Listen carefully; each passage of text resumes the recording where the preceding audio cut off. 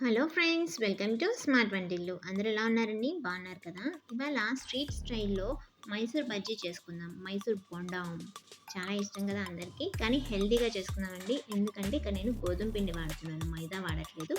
ఒక కప్పు గోధుమ పిండికి ఒక కప్పు పెరుగు తీసుకున్నానండి. 1-2 స్పూన్లు మీకు కావాలనుకుంటే కొంచెం గోధుమ పిండి యాడ్ చేసుకోవచ్చు. టేస్ట్ తగ్గట్టు సాల్ట్ వేసుకున్నాను. కొంచెం బేకింగ్ పౌడర్ అంటే తినే సోడా అంటారు కదా, అది కూడా వేసుకోండి. దీంట్లో నేను మిరియాలు వేసుకుంటున్నానండి. మీరు కావాలి అనుకుంటే పచ్చిమిర్చి కూడా వేసుకోవచ్చు. ఆప్షనల్ అండి. 1 స్పూను జీలకర్ర వేసుకున్నాను. దాంతోపాటు 2 స్పూన్లు గోధుమ పిండి కూడా వేసుకొని బాగా వేళ్ళతో పెరుగు మొత్తం కలిసేలాగా ముందు వాటర్ కలపకుండా, పెరుగులో వాటర్ ఉంటుంది కదండి, అది మొత్తం చక్కగా కలుపుకుంటే మీకు బాగుంటుంది అనమాట. అది కావాలి అనుకుంటే కొంచెం వాటర్ యాడ్ చేసుకుంటూ ఇక్కడ నేను చూపించే కన్సిస్టెన్సీ వరకు కలుపుకోవాలి. ఇవి నిజంగా చాలా చాలా టేస్టీగా ఉంటాయండి. ఎందుకంటే ఇక్కడ మనం మైదాతో చేసుకోవట్లేదు కనుక గోధుమ పిండి చాలా టేస్ట్ వస్తుంది. ఇక్కడ నేను చూపించిన విధంగా కొంచెం కొంచెం వాటర్ యాడ్ చేస్తూ కలుపుకొని గట్టిగా మూత పెట్టేసి ఒక 2 గంటలు బాగా నానాలండి. 2 గంటల తర్వాత పిండండి ఇది. కొంచెం కరివేపాకు బాగా సన్నగా కట్ చేసుకొని దాంతోపాటు పచ్చిమిర్చి వేసుకోవాలంటే ఈ స్టేజ్లో వేసుకోవచ్చండి. నేను ఇక్కడ మిరియాల పొడి వాడాను కదా, సో పచ్చిమిర్చి వేయట్లేదు. కొంచెం డైజెషన్ కోసము అల్లం ముక్కలు వేస్తున్నాను. అది మీకు కావాలంటే వేసుకోండి, లేకపోతే చక్కగా స్కిప్ చేసేసుకోండి.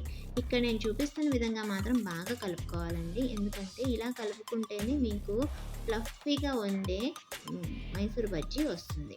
కొంచెం కొంచెం వాటర్ యాడ్ చేసుకుంటూ ఇప్పుడు కలుపుకోవాలి. ఇంతకుముందు వాటర్ యాడ్ చేశారంటే 2 గంటలు నానేసరికి ఇంకా మెత్తగా అయిపోయి మనకి ఆయిల్ అనేది పిలుస్తుంది. ఇక్కడ నేను చూపించే విధంగా చేసుకుంటే లోపల చాలామందికి రౌండ్‌గా సుద్దల్లాగా ఉంటున్నాయండి అని చెప్తూ ఉంటారు కదా, అది రాకుండా చాలా స్మూత్‌గా, సాఫ్ట్‌గా ఉంటాయండి. చూసారు కదా, ఇది కరెక్ట్ కన్సిస్టెన్సీ అండి. ఈలోపు బాండి పెట్టుకొని అది మీడియం ఫ్లేమ్లో బాగా వేడవ్వాలండి ఆయిల్. ఇక్కడ చూసారు కదా, నేను ఫస్ట్ ఇది ఒకటి చెక్ చేసుకోవడానికి వేసుకున్నాను. ఇలా మొత్తము మనం ఎన్ని వేసుకోవాలనుకుంటున్నాం అన్నీ కొంచెం కొంచెంగా మనం పునుగుల్లాగా వేసుకుంటే సరిపోతుంది. మీరు మైసూర్ బజ్జీ స్టైల్లో సైడ్ నుంచి అయినా వేసుకోవచ్చండి, లేకపోతే మామూలుగా అయినా వేసుకోవచ్చు. చాలా బాగా వస్తాయండి. అస్సలు లోపల ఉండలు అనేది కట్టదు.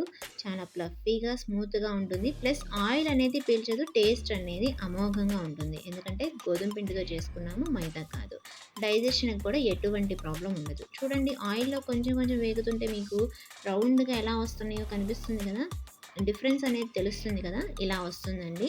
ఎందుకంటే మనం కొంచెం సోడా ఉప్పు వాడాం కనుక ఈ సాఫ్ట్‌గా, ఫ్లఫీగా వస్తాయి. చాలా చాలా బాగుంటుందండి. తప్పకుండా హెల్తీగా ట్రై చేయండి. ట్రై చేసినా సరే టేస్టీగా చేసి పెడితే పిల్లలు తప్పకుండా ఇష్టంగా తింటారండి. వాళ్ళ హెల్త్ అనేది మన చేతుల్లోనే ఉంది. చూసారా ఎంత యమ్మీగా ఉన్నాయో! స్ట్రీట్ స్టైల్ కన్నా చాలా బాగుంటుందండి టేస్ట్ అనేది. ఇక్కడ నేను పండు మిరపకాయ టమాటా పచ్చడితో సర్వ్ చేస్తున్నాను. చాలా చాలా టేస్టీగా ఉండే మైసూర్ బజ్జీ. నచ్చిందా? నచ్చితే కనుక వీడియో లైక్ చేసి షేర్ చేయండి. మీరు లైక్ చేసి కామెంట్ చేయడం వల్ల చాలామందికి నా వీడియో షేర్ అనేది అవుతుందండి. ఇంకా మంచి మంచి వీడియోస్తో మీ ముందుకు వస్తాను. లోపల చూడండి, ఉండలు కట్టకుండా ఎంత సాఫ్ట్‌గా ఉందో, చాలా బాగుంది. తప్పకుండా ఒకసారి ట్రై చేసి మీకు రిజల్ట్ అనేది కామెంట్ సెక్షన్‌లో తెలియజేయండి. ఛానల్‌ని ఫస్ట్ టైం చూస్తుంటే సబ్స్క్రైబ్ చేసుకోవడం అస్సలు మర్చిపోవద్దు. Thank you friends. Thank you for watching.